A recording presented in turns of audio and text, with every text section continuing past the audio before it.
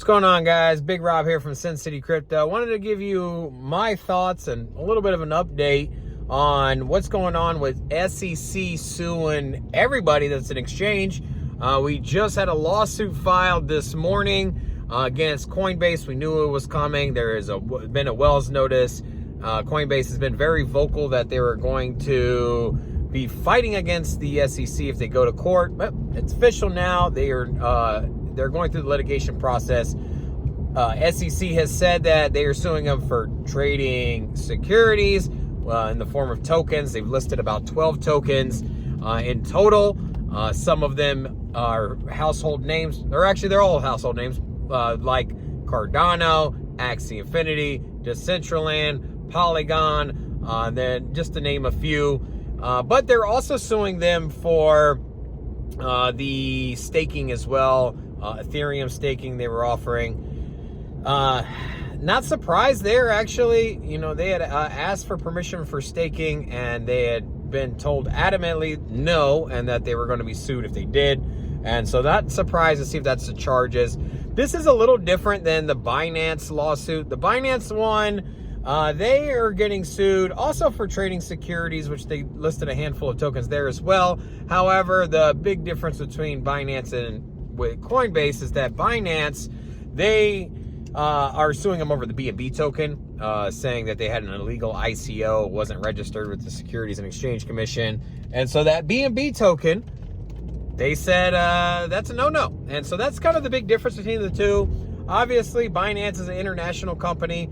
So what does this mean for the average day person, me and you? What does this mean for crypto industry? Well, Binance doesn't really have a headquarters. It's global, international.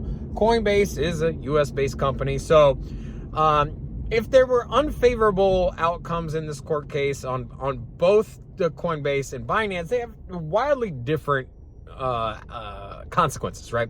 So for Coinbase, it being US, it's going to realistically it would just be an indictment to where the United States is and where we're going and our stance in crypto.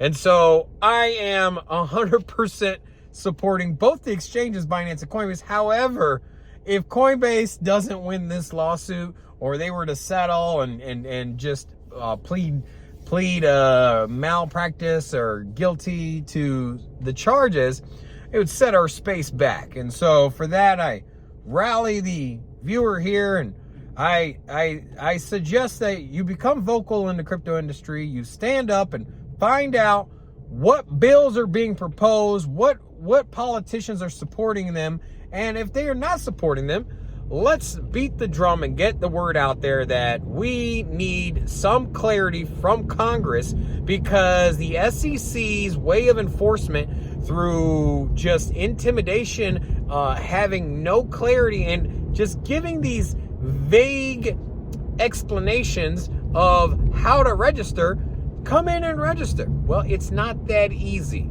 The Coinbase has repeatedly had meetings with the SEC and has prompted the SEC for multiple inquiries on how to operate in their framework, and they've been given little to no guidance. Actually, no guidance. And for that reason, it's just impossible to run any kind of crypto exchange here in the States and have it be okayed by the SEC. It's just not possible. Maybe one could come up with a hypothesis that, okay, only if you traded Bitcoin would you be okay. But I still think the SEC would go after exchanges even if they only offered Bitcoin services. We see that they're not pro-Bitcoin. They won't even pass the Bitcoin spot ETF. And when it comes to Binance, though, this is pretty scary. One, because Binance, the parent company that's getting sued, they don't operate in the U.S. and they don't offer services in the U.S. Now, the Binance.US branch does. And what the SEC is claiming is that all funds are intermingled. And because they're intermingled, they can sue the whole company. And this is pretty scary because Binance doesn't operate here. And so you have a country regulating to death, essentially, or attempting to, because they're trying to freeze the assets of Binance. That means they're trying to freeze the crypto of the everyday individual that has coins or value or dollars on an exchange or on the Binance exchange. So if you have money there, they're trying to freeze it. They just had a restraining order filed to freeze assets. Whether that gets enforced, it doesn't seem to be at my first bit of research, but they're trying. And if Binance were to lose or even settle, I think this will set the entire industry back as far as mainstream adoption, because even if you operate an exchange, and even if your exchange doesn't offer services to American citizens, an American agency can basically shut you down and take your hard-earned money and your investors' money and just the average user's money. That's the world we live in. That is where we're at. And so once again, I highly suggest that we beat the drum and we find out what parties are representing crypto, what politicians are representing crypto, because it is bipartisan. Mainly Republicans have more support than Democrats, but it is bipartisan.